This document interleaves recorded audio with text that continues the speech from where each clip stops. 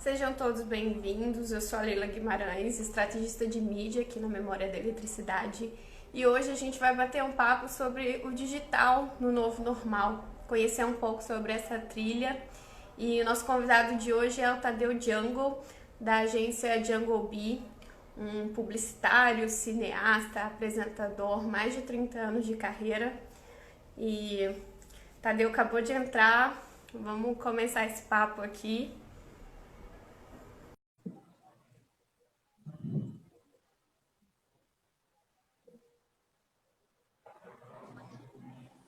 Oi, Tadeu. Oiê, tudo bem, Leila? Boa tarde. Boa tarde, boa tarde, boa tarde. Seja muito bem-vindo. É um prazer receber você aqui na Memória. Vamos começar nosso papo. Assim, eu sei que vai ser difícil a gente resumir mais de 30 anos de história, mas queria que você começasse se apresentando, contando um pouquinho dessa sua trajetória. Bom, eu tenho realmente esse tempo todo sempre focado no audiovisual. Trabalhei em muitas plataformas, quer dizer, trabalhei com televisão, trabalhei com cinema, tenho uma experiência grande nessas novas mídias, né, a mídia digital, e mais recentemente eu tenho trabalhado com realidade virtual. Uma vez o Décio Pinhatari me disse que eu era um especialista do não específico. O que para mim, na época, ficou soando como alguma coisa meio ruim. Mas hoje eu tenho certeza que é uma coisa muito boa, porque eu consigo misturar um monte de tecnologia, vamos dizer assim, para contar histórias. Eu acho que esse é o meu norte. Já que você tocou nesse ponto muito interessante, eu vou até adiantar essa pergunta. Eu já vi várias vezes você se apresentando como um contador de história. E como você vê a importância de contar, de narrar essas histórias, de ser um contador de história hoje, das redes sociais aos museus? Então, eu acho que tudo, hoje é muito importante que você saiba contar histórias. Isso que nós estamos fazendo aqui é uma história. De alguma maneira, você se preparou para isso, eu estou dividindo com as pessoas, e a gente vai contar alguma história aqui. Mas praticamente tudo que a gente vê no mundo são histórias. Né? Quer seja uma história, num livro, num filme, mas ela pode ser, por exemplo, treinamento numa empresa, ela pode ser uma obra de arte. Tudo isso é história, tudo isso está contando para você alguma coisa. Né?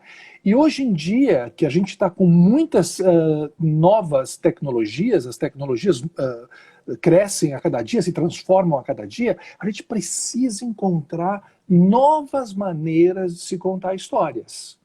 Então é nessa vibe que eu estou caminhando, né? Tateando, aprendendo e tentando contar novas histórias sobre essas novas tecnologias que surgem. Aproveitando que você está aqui, já que a gente estava falando, se você tem contado esse seu poema que virou aí uma exposição que ganhou espaço. Nessa de contar histórias, como é que fica essa contação de histórias hoje no mundo digital, nesse momento em que todo mundo se comunica através das ferramentas digitais, assim, tudo vão ser telas, como você vê isso? Alguns anos atrás eu escrevi um texto na Folha, em Tendências e Debates, dizendo tudo será tela, praticamente seria isso, o futuro da televisão, e eu dizia que tudo será tela, tudo seria tela, né? Na verdade, tem algumas coisas que a gente queira ou não, elas são inexoráveis, elas vão acontecer. A gente pode não gostar, mas elas vão acontecer. Se a gente sabe que elas vão acontecer, se a gente sabe que vem um tsunami, a gente tem que se preparar para esse tsunami, certo? E não simplesmente negar o tsunami, dizendo eu vou me salvar, é só uma gripezinha. Não, é uma onda gigante que vem aí. E já veio, já estamos dentro dela, né? A questão das telas muitas vezes é um terror, para muita gente que fica muito focado nas telas e não consegue articular a vida no modo vida mesmo, né? No modo pele, no modo vida, no modo contato, no modo natureza, que é o nosso modo natural de ser. Então, o que está acontecendo? A gente sempre soube que as telas viriam, que elas viriam em profusão. como você vai literalmente contar a sua história? Como você vai trabalhar com essas telas? Como você vai usar essas telas para que elas não façam o bem, para que elas transformem o mundo num lugar mais interessante? Que esse é o meu objetivo, né? Eu pretendo trabalhar com telas, contar histórias para transformar o mundo num lugar melhor. O que tem acontecido muito, já há alguns anos se fala disso, é que as pessoas pegam alguma coisa e falam, olha, vamos levar isto para o Instagram. E aí ele põe isso no Instagram. Aí o outro fala assim, legal, que bom, vamos levar isso para o YouTube também? Ah, vamos. E se eu fizesse um... Aí vamos, aí todo mundo faz. Mas no final, não adianta você levar isso.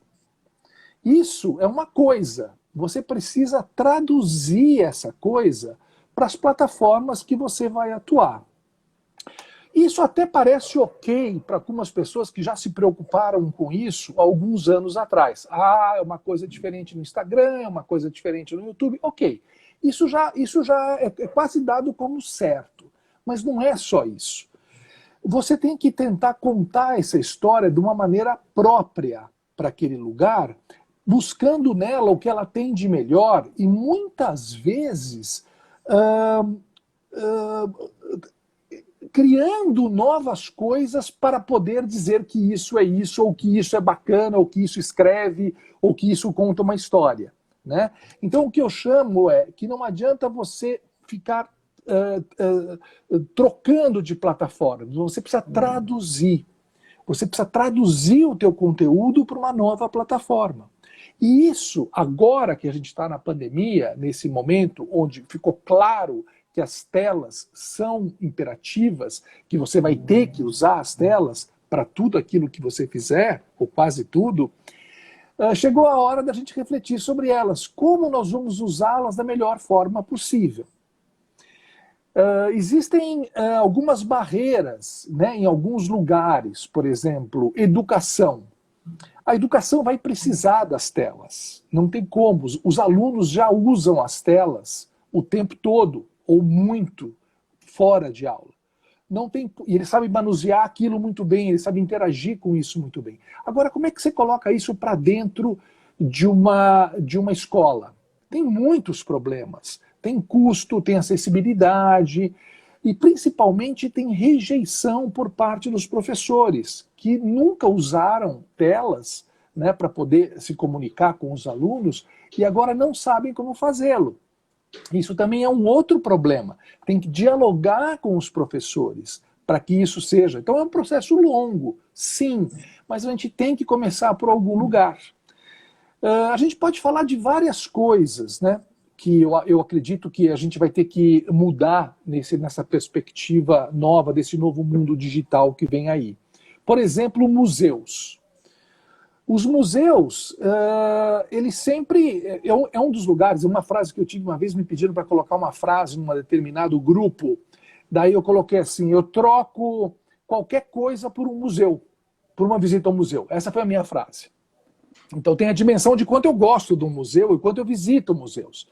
Então, se eu vou em qualquer cidade do mundo, eu vou visitar os melhores museus, ou o museu do assunto que eu gosto, etc. Então, eu gosto muito de museu e visito muito. E me preocupo muito, não só com a obra, mas como o museu se põe, como o museu está colocado. Quer seja na internet, quer seja lá mesmo, como é que eles exibem os seus trabalhos e tudo mais. É um assunto gigantesco esse. Mas o que eu digo é, muitas pessoas fazem, diretores, falam assim, eu coloquei, eu tenho meu museu digital, eu coloquei, você não viu, tem lá todas as exposições dos últimos 5 anos estão no meu site. Aí você vai lá olhar, então mesmo, ele fez um trabalho. Aí parece que ele fez para constar, porque é muito chato ver aquilo que ele fez. Ele fez um registro da exposição, eventualmente colocou um comentário do curador, se é que tem um curador, ou da artista, do grupo, o que for, e pronto, Tá, minha exposição foi digitalizada. Melhor que nada, sem dúvida nenhuma, melhor que nada.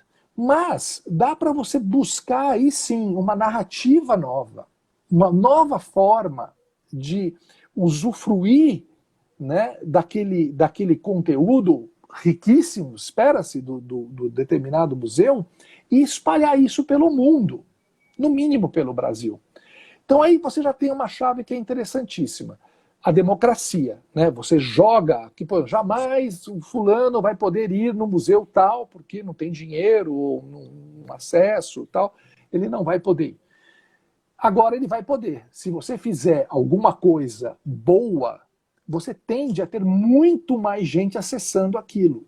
E o conteúdo, por incrível que pareça, muitas vezes ele pode ser ampliado. Você pode ter mais informações, você pode ter outras maneiras de você acessar aquele conteúdo do museu que você não tem da maneira ao vivo.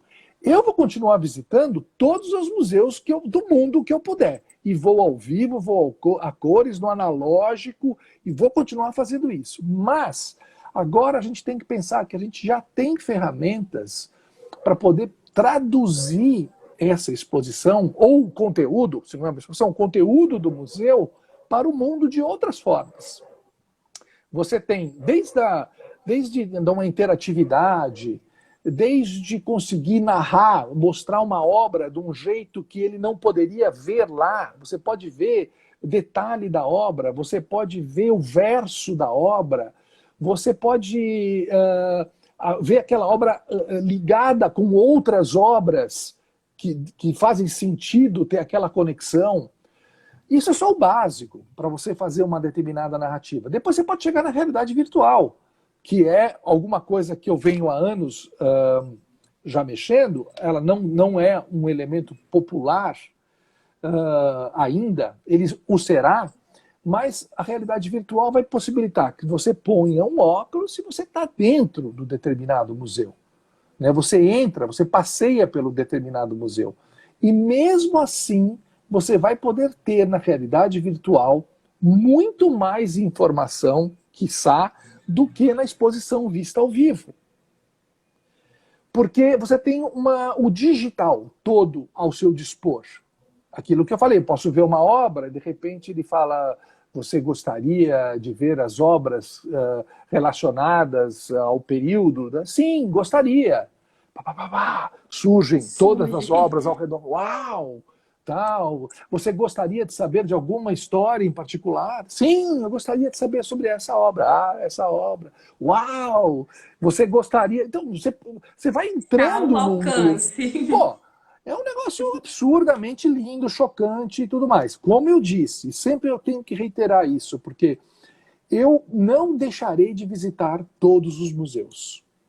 Mas urge que se peguem os grandes museus e se trabalhem de forma digital de uma maneira inteligente. Comece-se, pelo menos. Não precisa fazer o projeto dos sonhos, mas se comece a fazer.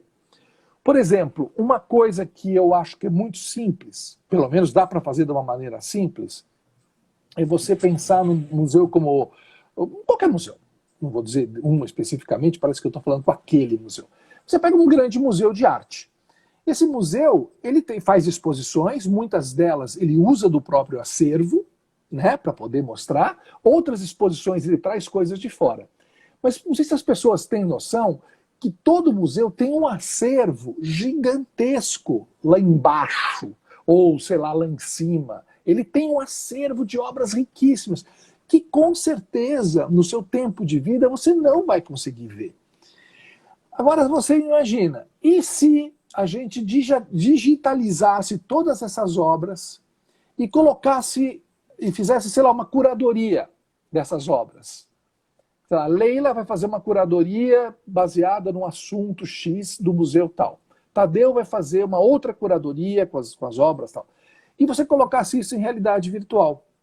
Então eu, com óculos de realidade virtual, ali na antessala do museu, numa salinha de realidade virtual, você poderia assistir e falar: o que você quer ver? Eu quero ver a curadoria da Leila, que ela fez sobre arte moderna. A Leila é uma curadora famosa, que eu gosto muito. Eu quero ver o que é que ela escolheu nessa exposição. Leila faz a curadoria. Aí eu assisto aquilo. Eu estou dentro, então eu estou pegando as obras que estão lá dentro do acervo, que estão lá embaixo no acervo, né, que estão ali, e estou colocando isso para o público. E daqui a pouco isso vai poder ser muito público, isso vai poder ser para o mundo. Eu vou botar um óculos lá em Singapura ou lá em Manaus e vou poder fazer essas visitas ao museu. Já tem hoje, né, muitos museus gringos que já têm visitas incríveis em realidade virtual. Quer dizer, eu nem estou inventando a roda, nem estou falando de um futurismo. Estou falando de agora. Ou seja, eu acho que o mundo será muito digital, e a gente tem que usar essas possibilidades que o mundo dá para que a gente potencialize tudo que o mundo tem. Você até adiantou um pouco do que eu queria falar aqui, que era esse ponto da tecnologia e da educação, né? A realidade aumentada e a realidade virtual na educação. A gente vê esse momento em que muita gente precisou ir para casa e aí encontrou através do digital uma maneira de começar a se comunicar que não via antes como uma possibilidade. E a cultura também, de certa maneira, teve você falou, muitos museus precisam começar a fazer. Às vezes, muitos enxergam a digitalização, só transformar aquela foto e colocar no digital, mas ainda não enxergam uma forma de comunicar isso de uma maneira que fale a linguagem dessas novas plataformas também, né? Seja através do óculos de realidade virtual, através de uma exposição guiada numa rede social e de expor isso através de conteúdos de vídeo e etc. Eu queria que você comentasse um pouco mais como você vê a educação e a cultura nesse contexto atual de ganhar um empurrão e começar a enxergar essas possibilidades, principalmente de democratização mesmo, de aumento de público, de acesso, de transformar isso em diversas linguagens, né? Porque às vezes é isso que você falou, a pessoa está longe e aí ela tem acesso, mas como é que a gente conversa com pessoas de todas as idades e aproxima o jovem, o professor, o curador, todo mundo dessas linguagens? Excelente questão. O que acontece hoje? Uma pessoa, ela passa, estou usando a caneta aqui, a pessoa passa na frente do museu, ela não entra. Ela não entra no museu. O museu, foi feita uma pesquisa pelo Instituto Oi Futuro, que diz assim, a maior parte das pessoas, o que tem no museu? Coisa velha. O que tem no museu? Ah, coisa que não me interessa. O que tem no museu? Coisa que eu não entendo. Realmente. A pessoa não, mesmo que ela passa com essa mentalidade já do museu, já é difícil. Aí, quando ela entra no museu, ela lê o texto do curador. Ele não entende nada. Nada. Aí fala, pô, tô ferrado, né? Tô ferrado, aquele museu, aquelas coisas falando baixo, silêncio. Ele vai ver uma obra, aí tem lá um escrito. Então ele vai viajando daquele lugar que é um lugar de terror, porque ele não entende o que está ali. Estou falando do público em geral, não do aficionado, evidentemente. Estou falando para ganhar mais público. Ele não entende, ele não sabe o que está sendo dito ali. Agora, nós temos condições, nós somos contadores de histórias por natureza. Nascemos ao redor de fogueiras contando histórias. É uma das coisas que mais cativa as pessoas é a contação de histórias, seja ela onde for, na televisão, no cinema, etc, etc. Hoje em dia, nessas telinhas. Hoje em dia, o TikTok, por exemplo, é uma das grandes redes do mundo para a garotada. Então, a garotada tem muita facilidade de dialogar com isso. Agora, como a gente aproxima o TikTok do Museu de Arte Contemporânea, do Museu de Arte Moderna, do Museu Brasileiro? Como que a gente faz como é que a gente... É possível? Eu tenho certeza que é muito possível. É muito possível. Só para você ter uma ideia, eu tive ontem, assim, vamos falar, mas anteontem eu estava vendo televisão, esperando entrar a série que a minha mulher escreveu, que era o Anas. Então a gente estava na Globo assistindo. De repente veio uma chamada de um negócio completamente fora da caixinha. Numa linguagem, falei, opa, o que é isso? Era um tipo de fazer uma chamada que eles nunca fizeram. Mas eles estão aprendendo com a molecada no TikTok como é que se faz alguma coisa com poucos segundos, como é que se conta histórias. Então, de um lado, você vai manter o museu em pé e o museu vai ser visitado e eu vou visitar os museus. Você vai manter as salas de cinema e eu vou assistir filmes. Eu vou ao cinema assistir filmes, definitivamente.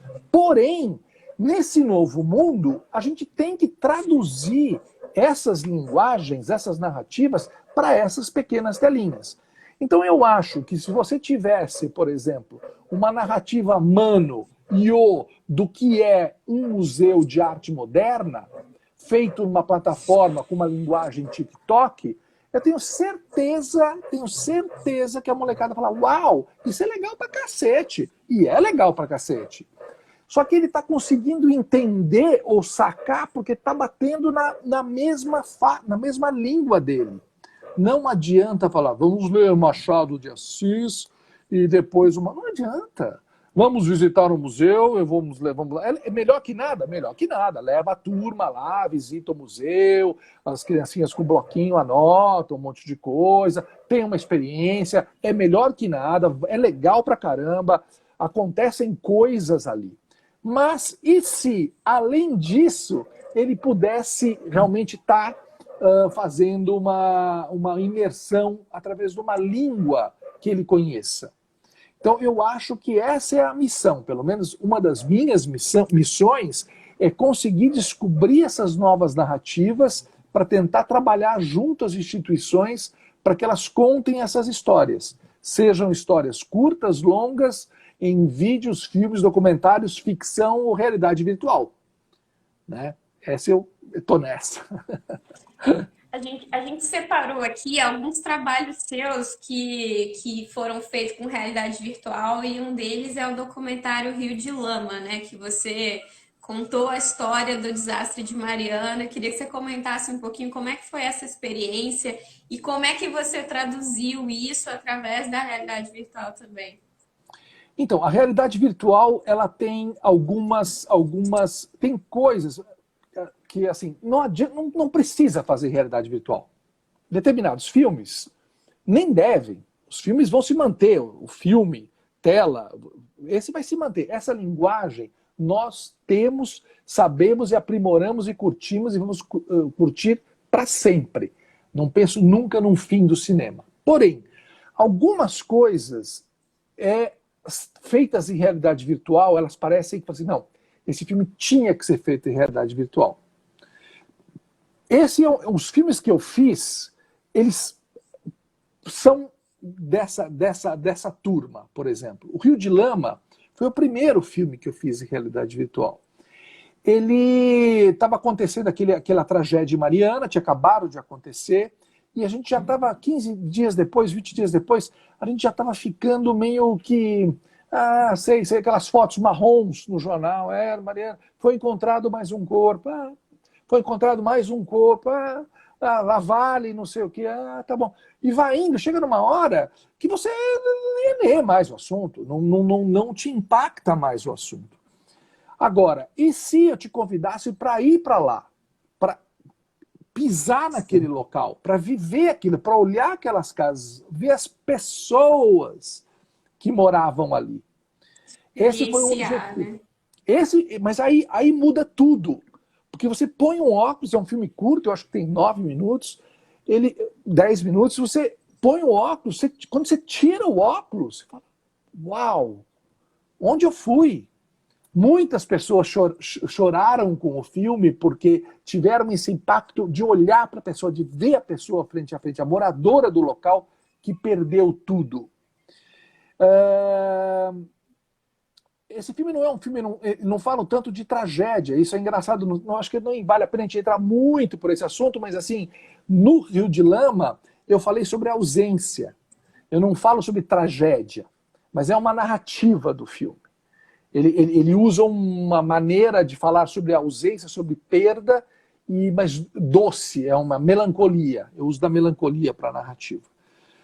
Os 2 outros filmes que eu fiz de impacto social maiores também usam dessa prerrogativa, de você estar lá. Teve um filme que é O Fogo na Floresta. Esses filmes todos estão disponíveis na internet. Rio de Foi Lama, feito Fogo no na Xingu, Floresta. né? Foi feito no Xingu com o povo Waurá, a pedido do Instituto Socioambiental. E a ideia era o seguinte, o objetivo era, o Instituto Socioambiental queria ter um produto, já tinham vários filmes, já fizeram no ISA, que motivasse mais jovens, pessoas a se interessar pela causa, que eles conseguissem mais adesão de pessoas. Aí, vamos fazer um filme de realidade virtual? Vamos. Mas aí eu falei, não vamos fazer um filme falando, olhem os problemas que os índios têm. E aí você fica 10 minutos falando sobre 30 problemas que os índios têm. Falei, não, vamos fazer um filme onde eu convide a pessoa para conhecer uma aldeia indígena. Aí a pessoa vai conhecer o lugar, vai entrar dentro desse lugar, que é a aldeia indígena, e no final a gente coloca um problema. E a gente tinha vários elencados. Eu falei, lá a gente vai escolher o que tiver mais forte. E assim foi feito o filme. O filme tem a narração da Fernanda Torres, e ela te convida, você já esteve numa aldeia indígena? Você conhece uma aldeia indígena?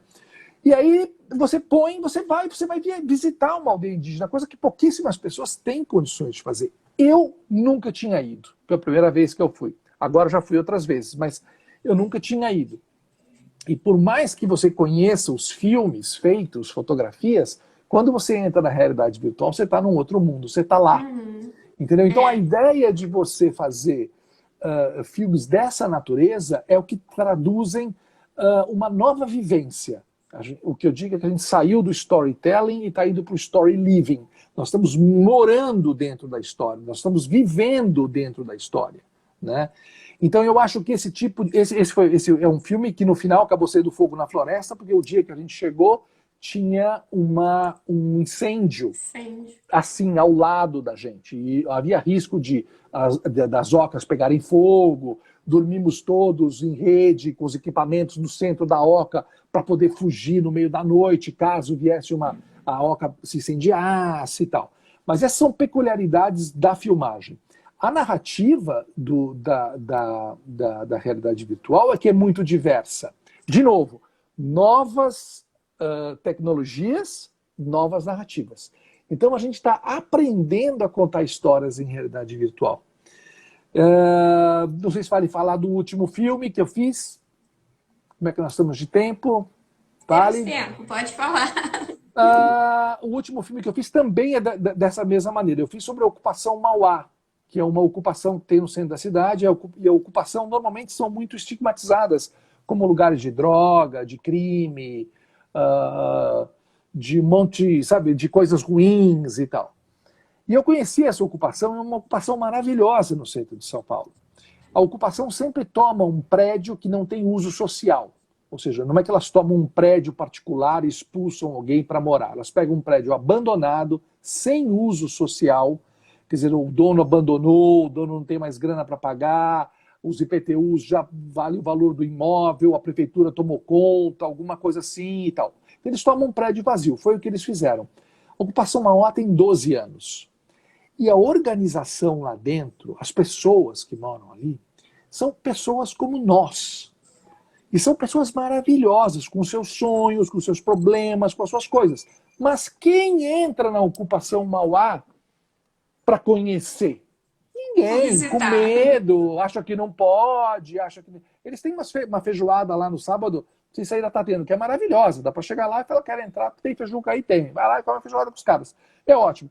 Mas o filme faz mais do que isso. No conforto do seu lar, a sua segurança total, você vai entrar dentro da ocupação Mauá e vai conhecer a ocupação Mauá.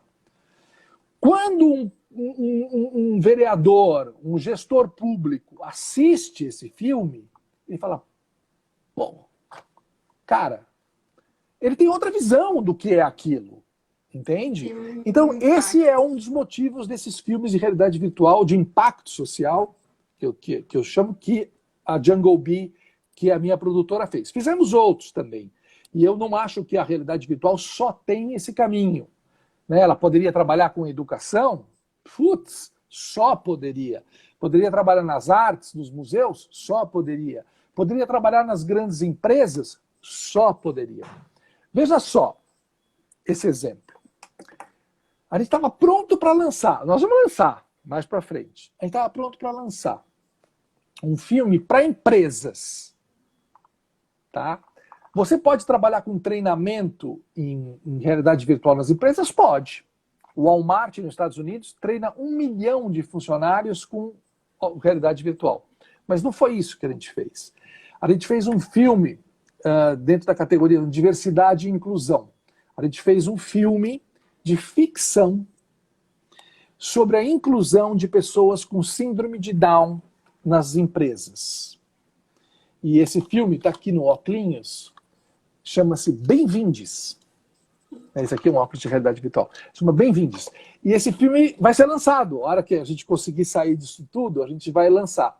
A ideia era que os colaboradores das empresas assistissem ao filme e rompesse, pelo menos um pouco, com o preconceito que existe com as pessoas de síndrome de Down, que são uns fofos monstros. São uns fofos no último, assim.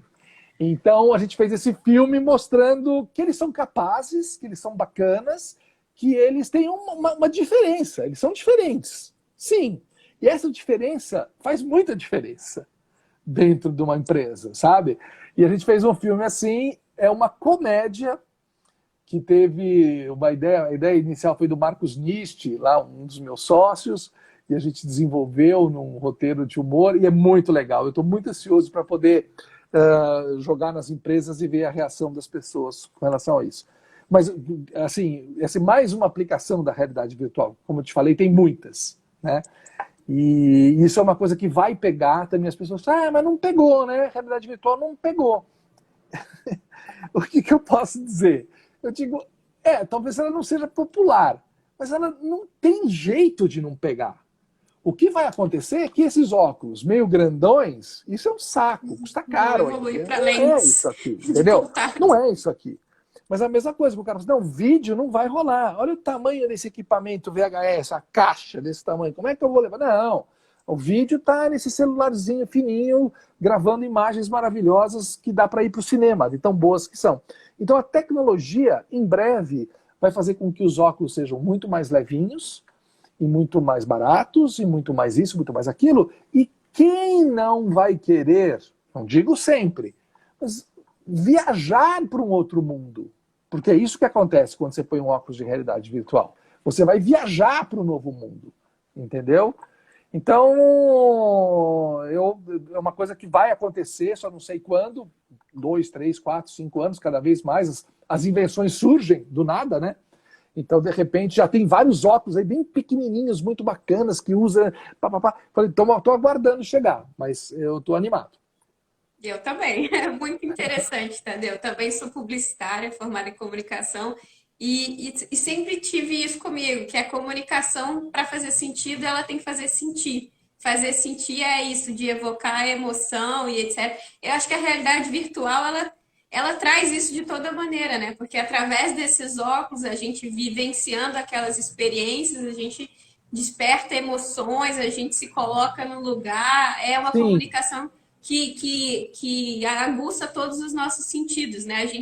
É como se a gente realmente estivesse ali, o nosso cérebro vê dessa maneira, então é bem interessante.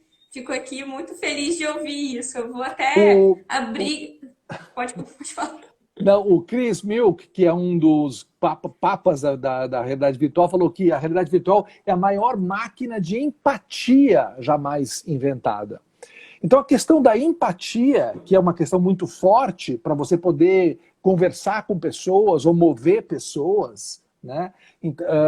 Essa é uma chave mestra da realidade virtual, porque você se coloca no lugar do outro. Você está ali vivendo com o outro, dentro daquela determinada narrativa, né? Então, eu tenho certeza que é uma ferramenta imensa. Mas agora, voltando na questão, não sei se você quer conduzir para algum lugar, mas voltando na questão do mundo digital, é engraçado como uma pandemia como essa veio nos forçar a fazer isso que nós estamos fazendo agora e que a gente já podia ter feito há muito tempo. Muito tempo. Né? Quer dizer, e agora, por essa coisa toda, a gente está usando muito digital. Muito mais até do que talvez a gente usasse antes. E isso é que eu estou achando que está ainda muito morno, a maneira como a gente está fazendo, sabe? Ainda está muito morno, ainda está muito acanhado, ainda está muito... Está morno ainda, não está acontecendo alguma coisa diferente com isso, né? Então, eu acho que sempre se pensa, na hora da necessidade, você pensa numa invenção, né? E nessa hora que estamos aqui, que nessa hora necessária de contato digital, está se começando a pensar em coisas, né? Coisas mais interativas dentro do digital. Já é possível, o Zoom já permite isso, né? Você usar um aplicativo em paralelo com a nossa conversa, por exemplo. Você poderia ter um aplicativo onde muitas coisas vão acontecer no aplicativo e eu vou dialogando ou vendo isso acontecer. Ou misturar lives com coisas interessantes já pré-gravadas, onde você tem a participação do público. O público pode ser, não um gestor, mas ele pode participar de uma outra maneira. Interagir de uma maneira não só... Não mandando chat, mas assim, que é bom também, que é legal, o cara manda uma pergunta e tal, não sei o quê. Mas tem que... essas coisas eu tenho certeza que já estão gestadas. A ideia de você poder ter uma outro tipo de... É uma coisa mais visceral, mais instintiva, mais humana para dentro do digital, né? Isso eu acho que é a perspectiva que nós estamos nascendo agora, apertados pela pandemia. Mas vai. E você, nesse período que você está aí também em quarentena, tem feito algum novo projeto? Eu tenho feito muito, eu tenho trabalhado muito. E eu até comentei outro dia com a Estela, falando sobre como sábados e domingos se parecem com segundas e terças. Sabe, uma vez que você não tem mais... Esse tempo mudou. Não, que você não tem... Você vai num fluxo que você não para. Você vai indo, vai trabalhando. E é gostoso, eu trabalho naquilo que eu gosto. Então eu gosto de fazer o que eu faço.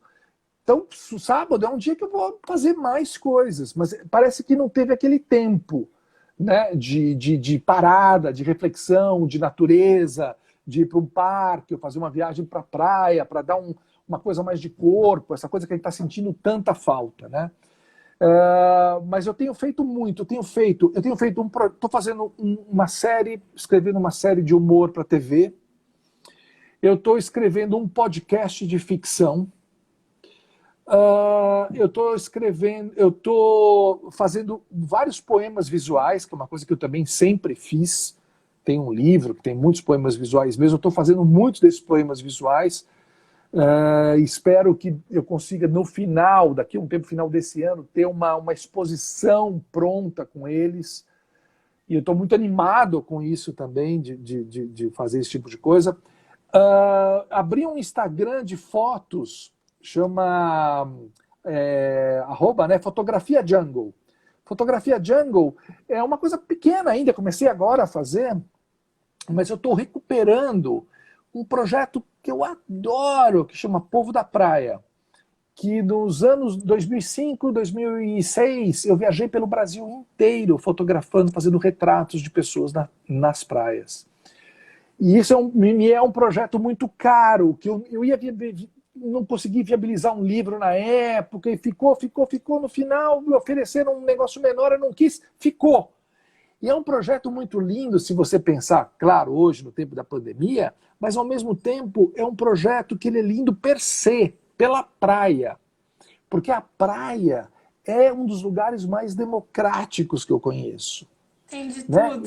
E a praia, cada praia tem o seu jeito, né? Tem o seu grupo, tem a sua... Então você vai desde Piscinão de Ramos, no Rio, até o Posto 9, sabe, praia de Atlântida, no Rio Grande do Sul, a praia de Rio, lá perto de Belém. E esses povos todos, esse comércio que o Brasil permite, as pessoas vendendo, A roupa, eu sempre digo, eu tenho um poema que chama Uns banquete, outros banquinho. Então, na praia, você não consegue identificar um cara de sunga preta se ele é bancário ou banqueiro. Tá tudo certo. Na praia, por alguns momentos, parece que tudo pode se misturar e que tudo tem um outro valor. Né? Então, eu acho muito lindo a praia. Eu sou apaixonado pela praia por esse tipo de pensamento. Então, nesse Fotografia Django do Instagram, eu estou recuperando as fotos e estou postando. Eu não sei até onde vai. Depois eu vou mudar de assunto, mas agora está numa fase grande de praia no Fotografia Django, assim. Muito bom, Tadeu. Eu já dei uma olhada lá no projeto, gostei bastante. Eu vou ler aqui alguns comentários que o Alex teve alguns nostálgicos da Fábrica do Som aqui. O Alexandre Sayad perguntou: e ver uma obra-prima? O conceito de reprodução banalizou quanto aos museus? Ah, bom, isso já é uma questão clássica, né? A reprodutibilidade das obras de arte, né? Você vai olhar aí para Roland Barthes, Humberto Eco e tantos que falaram sobre o assunto. Já nos anos 80, essa era uma grande questão. Hoje em dia, o que eu tenho certeza, claro que nada, falando de uma coisa clássica, por exemplo, uma pintura ou uma escultura, nada se compara à experiência real de você estar na frente de um quadro, ou mesmo de uma fotografia em grande escala, ou pequena escala, mas aquilo que o artista fez. A hora que você joga para o digital, você tem uma tradução, você tem uma perda, mas você tem que pensar no ganho. A perda, porque você não tem mais o original. Então, isso é clássico. Você pega uma foto e coloca ela, um filme, simples. Vamos assistir o filme lá em casa? Tá claro, hein? Bota mais escuro aí, tá? Pouco mais de contraste aí. Não, tá bom assim, tá bom assim. Tem muita cor? Tá muita cor. Não, tira a cor. Então você vai assistir a sua versão do filme. O diretor e o fotógrafo que se esmeraram para ver filigranas, mas esse tom de marrom aqui, desce um pouquinho, esse céu, um pouquinho mais cian.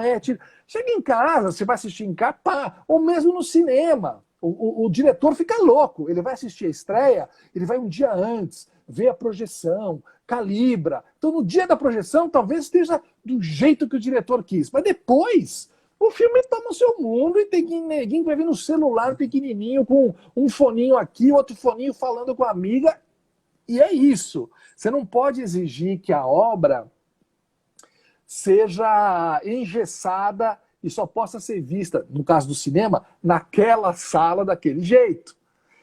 Com as obras de arte, uma pintura, etc., acontece a mesma coisa. Você vê as reproduções nos livros de arte, fala, os girassóis do pobre Van Gogh, tem girassol abóbora aqui, entendeu? Tem outros que é verde-limão, tem outros, enfim, é a reprodução das obras de arte. Então essa é a perda. Quando você vai para uma outra mídia, você perde. Mas você pode ganhar muito.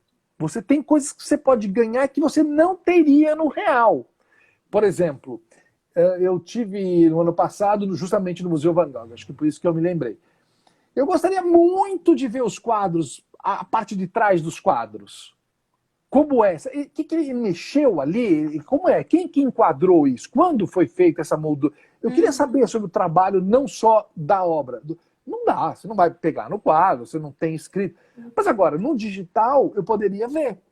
Eu poderia ver o atrás do quadro. Isso é louco que sou eu, quero ver atrás do quadro. O que você quer ver? Mas enfim, você poderia ver detalhes, você poderia, enfim, aquilo que eu te falei, você poderia ser interativo e ver, perguntar outras obras que se assemelham àquela. Quer dizer, no digital você tem muita coisa que você pode dar, que vai perder a aura da obra de arte única, original, mas você deve ganhar outras coisas. A Luísa pediu para você comentar um pouco aqui sobre o digital versus o virtual e se dá para fazer essa diferenciação nos trabalhos da artes. Putz, bom, o digital, o que a gente chama de digital, é tudo aquilo que saiu do analógico e ganhou números. vamos dizer assim, né? Você digitalizou um trabalho, você ganhou números, e esses números podem ser manipulados e mandados para qualquer lugar. Quando você está falando de maneira virtual, não sei exatamente como é essa pergunta. Não sei, a realidade virtual é uma coisa, mas quando você está falando do virtual, é que eu estou fruindo em outro lugar. Talvez possa encarar a pergunta por aí. Se eu estou fruindo em outro lugar, também é muito louco isso, porque eu não estou mais no lugar onde aquela obra está, original. Você imagina, se eu estou vendo um documentário de um museu, eu posso estar no metrô, eu posso estar tomando banho, eu posso estar... Então, isso interfere na maneira como eu estou vendo aquilo, isso faz parte dessa fruição da obra no virtual. Então, uma coisa mais radical, né? Teatro. Pô, teatro também vai sumir. O teatro nunca vai sumir. Você nunca vai perder a emoção de ir no lugar e ver os seres humanos fazendo aquilo na sua frente. Aquela coisa do ao vivo não tem. Isso é para sempre. Mas Zé Celso, sempre o Zé Celso, que fez a primeira... eu estava com ele quando ele fez a primeira exibição de uma peça na internet, que eu acho que 2 pessoas assistiram, porque ninguém tinha conexão, mas ele fez, marcou história nesse sentido, através do UOL. O Zé Celso fez um podcast agora, para acabar com o juízo de Deus. Eu falei, pô, mas pode? Eu falei, ué, é a peça de teatro? É outra coisa, mas é uma tradução. Se você trabalhar com som estéreo, bineural, agora a gente tem várias linguagens de som também para se comunicar e causando essa outra realidade aí. É o som espacial. É o som espacial. Você põe, isso tem muito na realidade virtual, mas sem realidade virtual. Se tivesse um som espacial, que você está vendo através... o cachorro late na frente. Uau, uau, uau, uau, uau. Quando eu virei, ele continua latindo aqui, ele não vai virar comigo. Ou seja, eu estou dentro do ambiente sonoro. Eu fico louco pensando em podcasts, porque é uma coisa antiga, né? Essas rádios novelas que a gente tem e tudo mais, mas eu fico louco porque é um lugar de muita fantasia. É muita fantasia. E o custo... Lá vem, ele está espreitando atrás da moita e a manada de elefantes veio passando muito próximo. Meu, para filmar isso eu tô ferrado. Né? Mas assim, o som permite. E o som se aproxima muito de um livro, né? De uma narrativa de um livro. Você vai imaginando as pessoas, você vai entrando naqueles lugares. Então, mais do que nunca, de novo, por causa da pandemia, o podcast já estava em evolução. Há 3, 4 anos atrás já estava forte. Mas agora com a pandemia, isso as pessoas vão perceber quão lindo é ouvir. Já cresceu em 43% esse consumo de podcast na pandemia.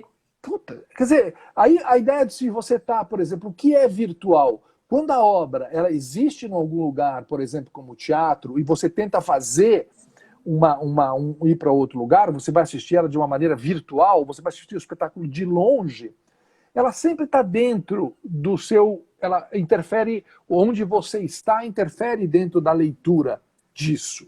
Né? Tem muitos estudos a respeito disso, a televisão estudou muito isso, a Globo soube muito fazer, a ideia dos closes, né? A televisão trabalhar muito com close, que fica muito próximo de você, porque a imagem não tinha definição suficiente, mais ainda agora que nós estamos em tela pequena. Então tem uma narrativa própria daquele meio, a própria televisão sabe falar sobre muito isso, né? Ela tem uma linguagem muito própria. E eu estou sentindo que a gente vai entrar num mundo de narrativas traduzidas, quero contribuir para isso, quero fazer parte desse processo, de criar essas narrativas de real tradução. Sabe? Me questionaram uma vez, por exemplo, eu fiz para o Zé Celso 4 peças. Eu fiz Hamlet em vídeo, né? Hamlet, Cacildas, Bacantes, eu fiz 4 peças. Eram muitas câmeras.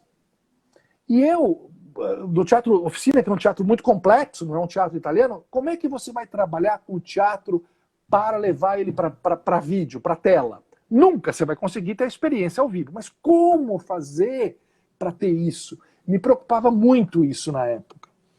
E eu fiz uma coisa. Além de ter câmeras em vários ângulos, que nunca você vai poder ter isso num teatro. Você nunca vai poder ficar mudando de posição, e a Oficina, que é um teatro alto, que você pode ver... Então eu falei, bom, vários ângulos, ok? Eu subo um degrau na tradução. Isso foi ano 2000 e 2001. Eu falei, mas não, tem uma outra coisa muito difícil de se fazer o teatro, é chegar perto do ator. Muito difícil fazer isso. Quase impossível em muitos lugares. Então eu fiz uma narrativa onde eu tenho uma câmera grudada nos atores principais. Teve um dia que o espetáculo foi feito comigo grudado. E eu fazia grudado. Então, você tem muitas vezes a sensação, você vê a respiração do ator, você vê o suor do ator. E você não tem lugar nenhum. Então, como o Zé Celso também não é um purista, deu para fazer, entendeu?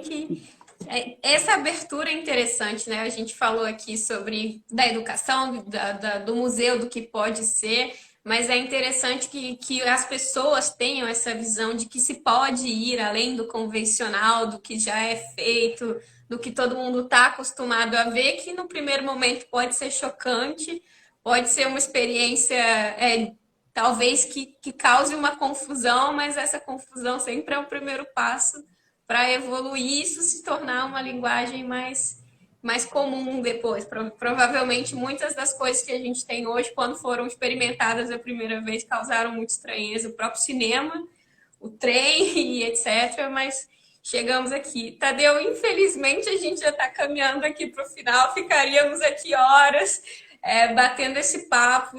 Tanta coisa legal que você tem para comentar. Para a gente finalizar, eu queria que você indicasse para a gente o que ver, o que ouvir, o que você está experimentando, o que você indica para o pessoal nessa quarentena também.